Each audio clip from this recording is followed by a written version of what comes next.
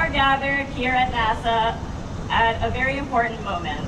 As we speak, Congress is deliberating on the fiscal year 2026 budget, and what they decide will affect the direction of our country. The people of NASA have suffered months of attacks on their work. They've suffered short-sighted decisions about resource allocation, and they've suffered paralyzing uncertainty. I'm pleased to introduce our first speaker, Suha Subramanian.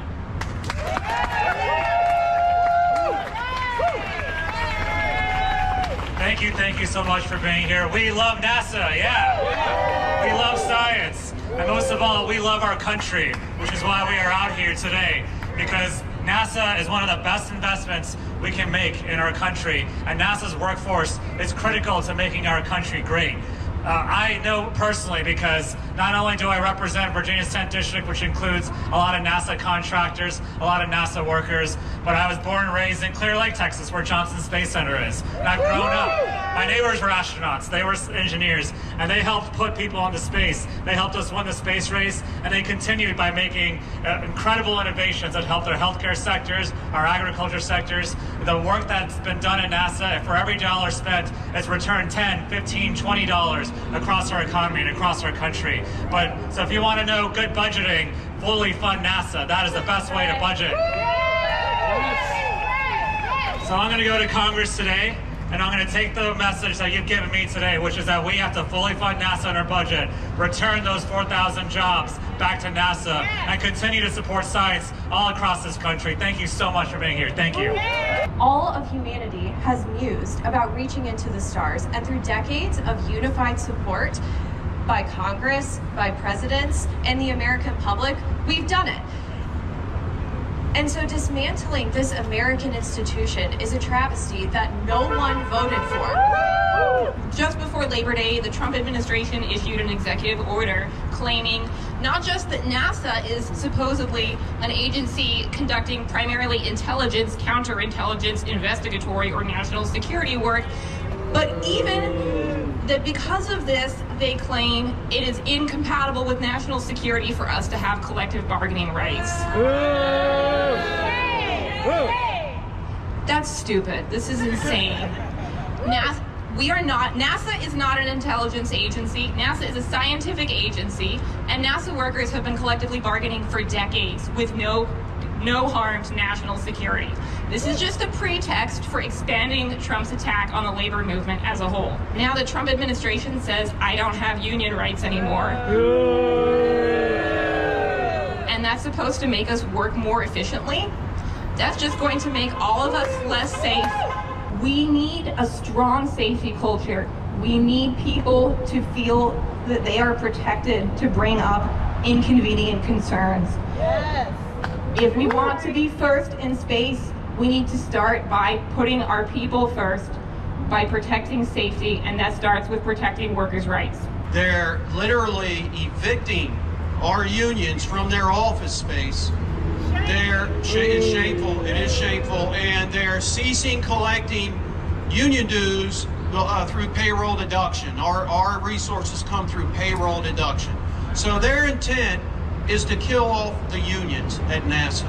We are going to challenge this in the courts, and we're challenging it on Capitol Hill, and we're going nowhere. We need Congress to include language in their funding bill that is airtight, that prevents this president from impounding funds and doing whatever he wants. As our government is dismantled, cracks are showing. People are finding it harder to get their COVID vaccines. Patients arriving at the NIH for treatment of their rare disease may find that their clinical trial has been canceled. Or they may find ICE is waiting for them to detain them as they seek care that they can't get anywhere else. Shame! As things start to break down, we federal workers are on the front lines. We are getting fired. We are getting fired at, as in the case of CDC last month. We are forced to resign. We are financially coerced into taking early retirement or the fork in the road. We are asked to take on the workload of everyone else who's no longer there and threatened to obey illegal orders. We can't order basic supplies to do science. We can't get patients the CT scans they need to track their cancer progression within 4 to 6 weeks' time. We are forced to navigate a constantly changing landscape with potentially dire consequences if we fail to interpret unclear policy changes in ways that don't align with agency priorities. We are unable to uphold our mission. I can come and report to you that your advocacy is working. We have budgets in the House and Senate that have passed that keep NASA fully funded. Now, will I say the House version needs some improvement? Absolutely. But they both fully fund NASA. And that's because of the work you're doing here, because of the work you're doing at your field centers and all across this great country. Keep it up. This is like winning the first straw poll or winning the first debate in a campaign. It means the message is working. Why is it working? It's because NASA means innovation. NASA means jobs. NASA means inspiration. It's synonymous with the best of us. And that carries through in every congressional meeting I've had, Republican, Democrat, Independent. Everyone understands what NASA means, what science means for the future of our country, what it means for global leadership with our allies across the world. Y'all, this is working. Please, please keep it up.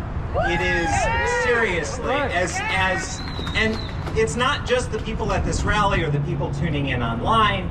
It is quite literally tens of thousands of people are writing letters in support of this mission to save NASA science. Tens of thousands from every single congressional district in the country, from every state. I've been doing this a long time. I don't see those numbers very frequently. This has gotten people excited to stand for something.